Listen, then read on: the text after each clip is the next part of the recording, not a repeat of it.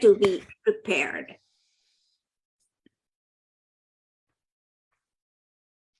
So we are going somewhere. I don't know where we're going, but we're going. Okay, I think we got it. Too many pages open. Greetings from Chicagoland. This is Munira, the Niche Navigator, coming to you live with another episode of Munira's Musings. Our guest today is Richard Blank, all the way from Costa Rica.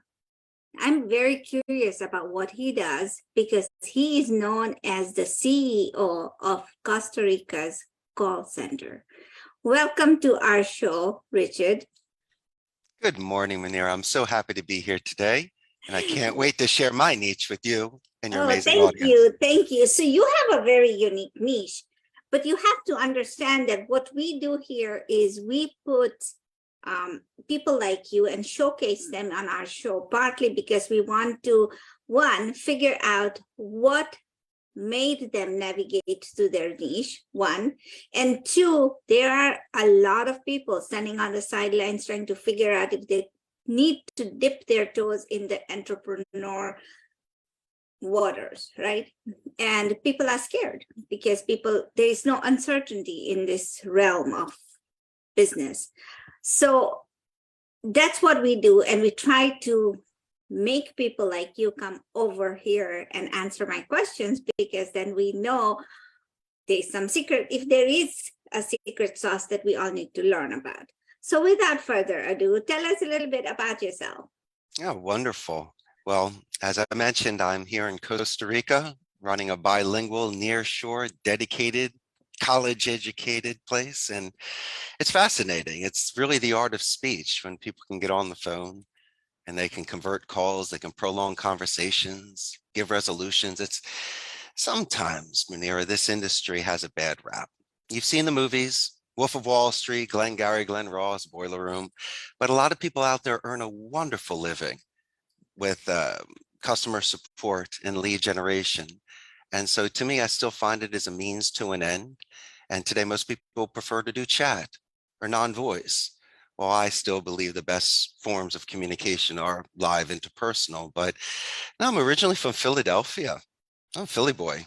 And when I graduated from the proud Abington High School in '91, instead of a lot of my friends that chose Ivy League to study medicine, law, engineering, and architecture, I did what you did, my friend. I doubled down on languages. I was a Spanish communication major at the University of Arizona. And then from there, in August of 2000, I was given a 1 in a million opportunity. A very good friend of mine gave me this chance to come to Costa Rica and work at my friend Joe's call center for just a couple months. Well, a couple months turned into 4 years. I decided to stay. And I learned the business from the inside and out. I didn't start C-level, Munira. I sat in the cubicles with the agents, saw the good and the bad, the happy and the sad. And I really gravitated towards it. It was almost like my graduate school. And I tell you this, my friend, when you sit amongst the proletariat, you listen. And what I heard was that people did not feel that they had their dignity. And a lot of the times people are concerned about their job stability. And you were asking earlier about secret sauces. Well, I look at luxury of track records. As much as I think I can give a blueprint to somebody, it's almost impossible to walk in somebody's shoes. And so the things that I've seen that have assisted me in my consistency in being in business for 15 years is how I treat people. I think originally you just really need to know somebody's name. And for me, I take it a step further. I love coaching. So I walk the rows. I'll listen when they're on the calls. I'll grade them. We'll look at the thesaurus and expand on their vocabulary to make it more diplomatic and strategic so we can avoid rabbit holes on calls. We can diffuse any sort of tension, adjust tones of a call, control a call, almost manipulate it, not in a bad way, for the fact that we can resolve things. And so I make these agents so marketable, such talented artists of speech. And so I can see this coming out of people. They're more paintings than a print. So at least, my friend, I have fidelity for what I do. It was a 1 in a million shot. No one ever thinks they're going to be CEO of a call center. I kind of fell into it, but I do know about momentum and I know about destiny. And if you can get past your parents' guilt, past certain sort of opinions provided for you and things that put pressure on you, you might be able to have a fulfilled true life. And that's what I've done. So this is amazing. So you started out in Arizona, went for 4 months, stayed in, instead of 4 months, you started staying there. And now it's been what, 22 years? Yes. And in fact, I married a Costa Rican. We started, as I mentioned, this business together, but I never knew this was going to happen. I was supposed to come teach English for a couple months. And so I put my stuff in storage in Arizona, said goodbye to my family, and I just came down here. But it's amazing what happens when you make certain decisions. It's almost like planting seeds to grow trees. And there were certain decisions I made in my earlier years by, at 18 years old, being true to myself, to what I study. At 27, taking that chance. And then how about this? At 35 years old is when I started my company. So it took me a while to be prepared mentally. I needed to be mature enough to handle contracts and payrolls. I also needed impulse control because there is rotation in companies and there are certain pressures. You need to take deep breaths and hold your course. All right. So now I'm going to deep dive because you told me a lot of things. Now it's really, my brain is starting to turn. I can see that. So let's talk about that.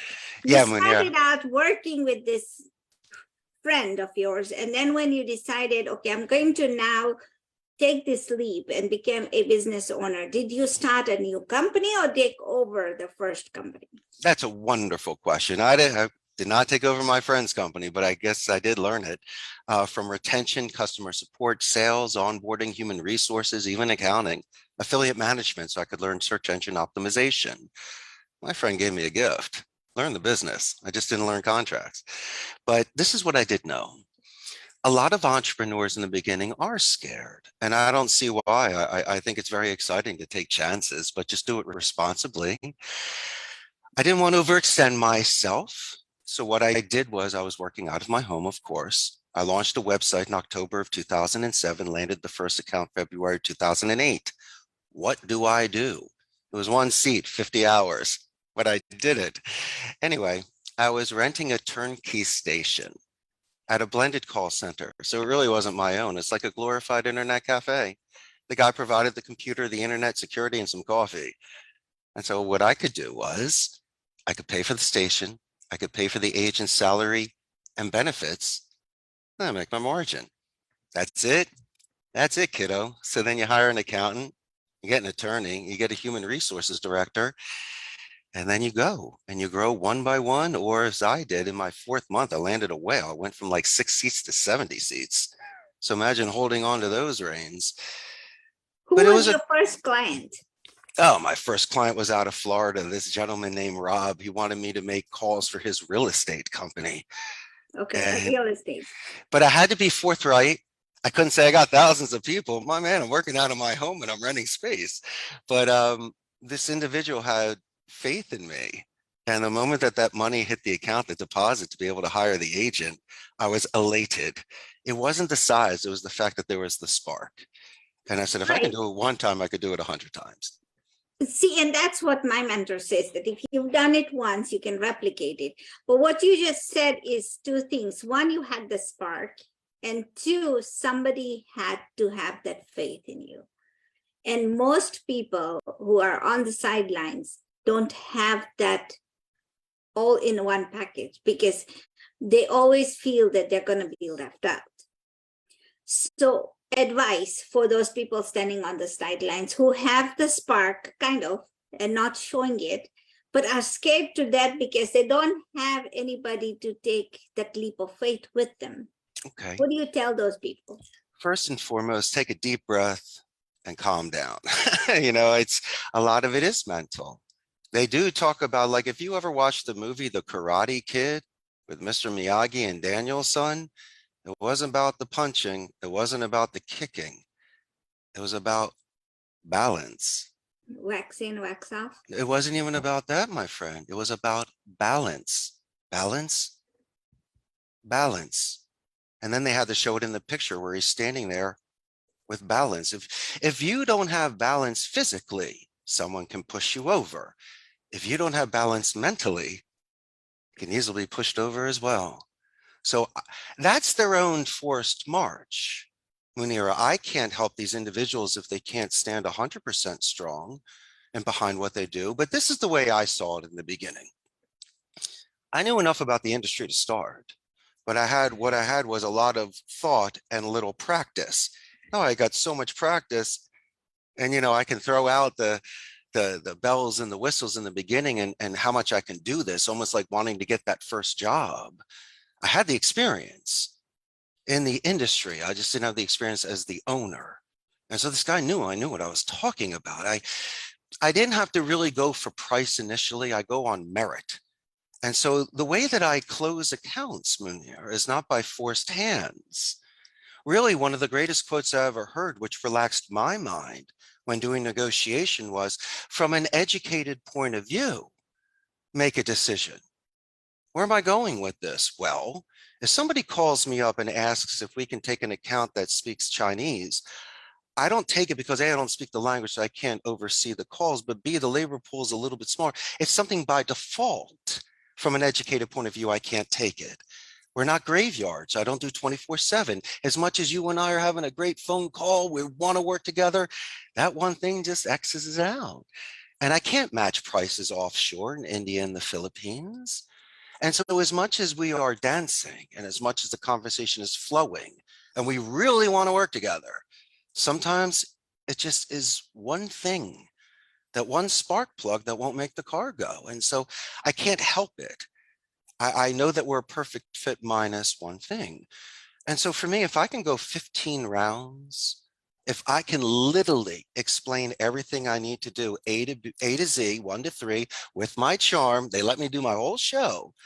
If by chance I don't get the account, I can live with myself on that. I got the full shot at it. And so I'm cool with that. And the clients are okay with that.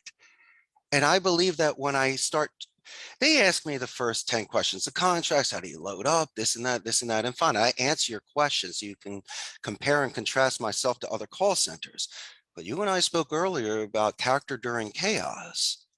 What happens if somebody leaves you? There is attrition in this industry, more natural than a forced attrition. But I would have to make that phone call to the client, and we need to resolve it and move forward. And so don't expect perfect worlds. And in this younger generation, yes, they're moving. Someone might not work with you for 10 years straight. They might not get that gold watch. So we should always be prepared of that sort of rotation, new people coming in, other people leaving. But how do I deal with that? I do know this. I never gave them the walk of shame, never made them cry, never defaced them. So a lot of my attrition, Munira, is because of scheduling conflicts closer to home, boyfriend or girlfriend working somewhere. And so I've known in an industry, if you just treat somebody a certain way, that's a secret sauce. You don't need to crack a code.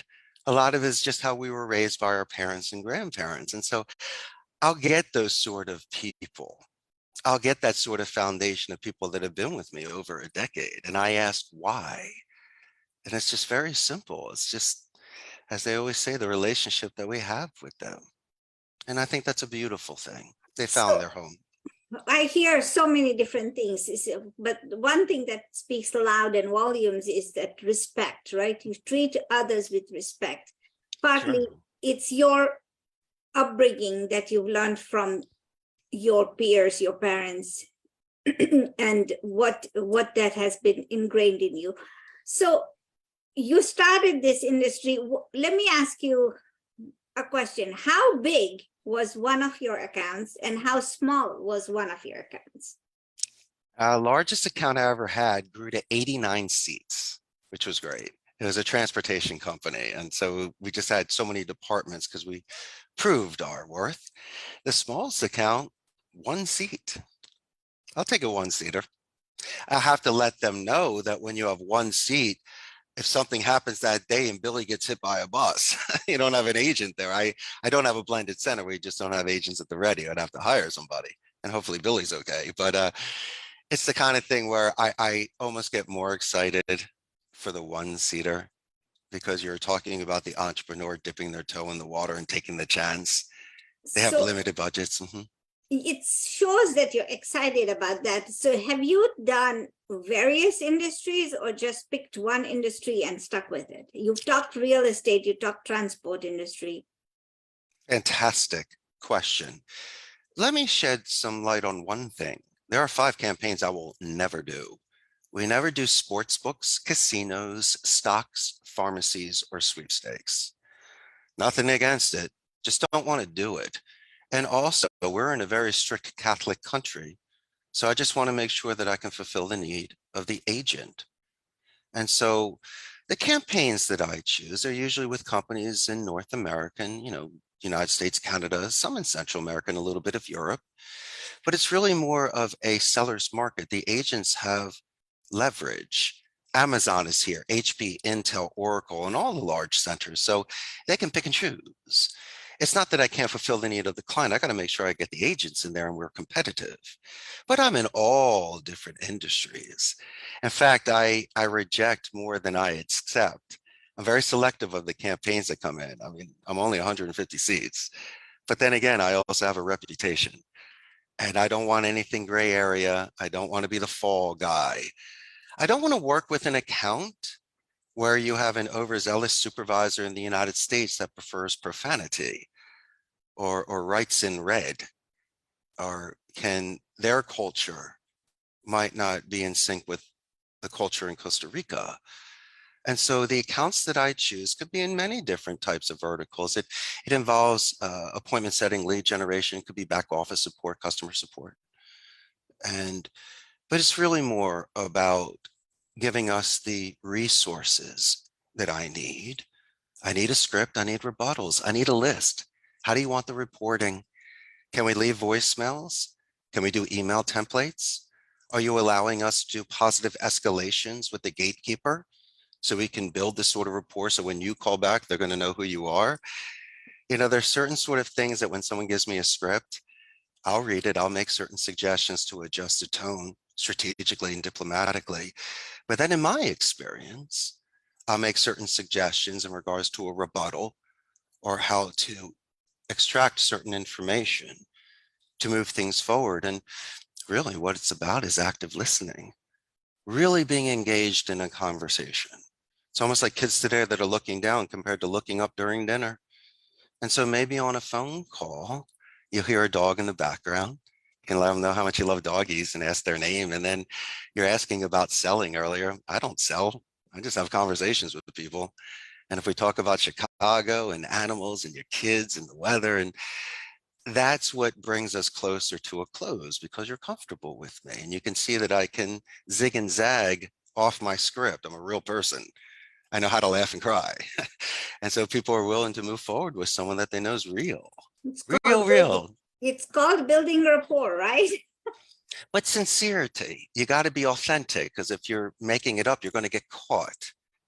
And if I want to really be friends with you, I really got to show an active interest in you and repeat what you've said and add to it and ask follow-up questions. Just don't say, oh, you have a dog, great, move forward. No. What's the doggy's name?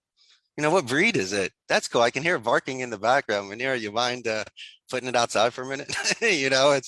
Those are the sort of things inadvertently and passive aggressively you can do, as you say, to build rapport. Absolutely. Oh, by the way, looking at websites and LinkedIn profiles have been extremely effective for me, because when I call a company, I can discuss their loading docs or what their logo looks like, or you might even see an anniversary or promotion that's there that you can talk about, which immediately separates you from other people prospecting that haven't done the proper due diligence. These are the things that will assist these entrepreneurs, just doing the research prior to speaking with somebody like you and I did with each other prior to this podcast. No, this is amazing feedback, because even though you bring this from your perspective in your business, It Yes, can be transferred in any business because of most course. people don't know that. They look at you and they'll say, oh, he's a call center guy. But hey, look at how much he's put into this business and how much he talks about it passionately. It's just a different niche in a different world that we are connected to in most ways, because the minute you call HP, like you said, or any other company, somebody else is going to pick up the phone and it's a call center. We know this, but we are never once far removed from it. We are always affected by it. And so, it's amazing. My one question to you now is, you talked about the big companies. You said HP is here and Oracle is here and all of the big companies are there. Yes. Now, these are ginormous companies. You are a 150 seat company. How do you stand in their shadow and make it? Oh, so easy. I have a gamification culture. I collect classic pinball machines and retro arcade machines, jukeboxes and air hockey tables.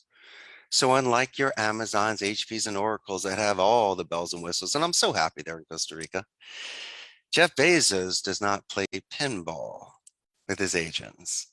I've personally trained over 10,000 people in over 2 decades. And so not saying that's better or worse, but in the call center Olympics, I have a couple golds. I can't rack it up. They crushed me in regards to their deep pockets, the advertisements they do, the relationships they have with the government. And my goodness gracious. But I tell you what, I still am a prince in this country. I've done well. It's okay. I always don't need to be the largest. But if I can at least, as you say, make a mark for myself, then I've done well on my journey. There's only one Rolling Stones, but if I could be an INXS band, I think it's great. You should always just be happy at your level. If you can do 20 push-ups, be proud of that. Let me put it this way. This should have never happened. This was a 1 in a million shot. I'm a guest in a foreign country that started an industry which is highly competitive and was able to survive. How did I do it? Well, look at me now. I click my heels, I smile, and I'm gracious every day. And maybe by having that sort of energy and people seeing that sort of authenticity, they gravitate towards that. They know I got their back. Even during the tough times when we happen to lose accounts or downsize, people still stay. They still believe in me. And that's what life's about, my friend. When you turn 50 years old like myself, you can look back at it. And of course, people have their regrets. But the one thing I know I did do is I held my course. And I think that's wicked. I think if anybody is capable of weathering storms and still moving forward, and there will always be battle scars, but the test of time, I have a luxury of a track record. And so I still from time to time shake my head and can't believe how I got here. But this is what I do know. You take it on a daily basis. And you also need to be healthy. You need to work out, you need to rest, you need to have a good diet, because that stuff can creep up on you as well. And so those are my suggestions. Anybody looking at you will say, Costa Rica, that's paradise in itself. Oh, yeah. I'm not talking about competing with the big guys, but you know what? What I am hearing you say is, one, have the passion that you have, and don't worry about the big guys. Because if you do something authentically and with passion, then the profits will follow, right? And I think most people get hung up with, he's doing it so well, when am I ever going to catch up? And but it's your own race, though. Who are we catching up to? Right, as I say. Yes, I get it. I totally They're so get it. hard on themselves, though. They shouldn't be hard on themselves. They should love themselves. I think, my friend, I think that's where we begin. I think a lot of this stuff is not insecurities because they just don't have the experience on it. I think it's just a foundation of a base. I think it's a true balance. I think it's a true focus.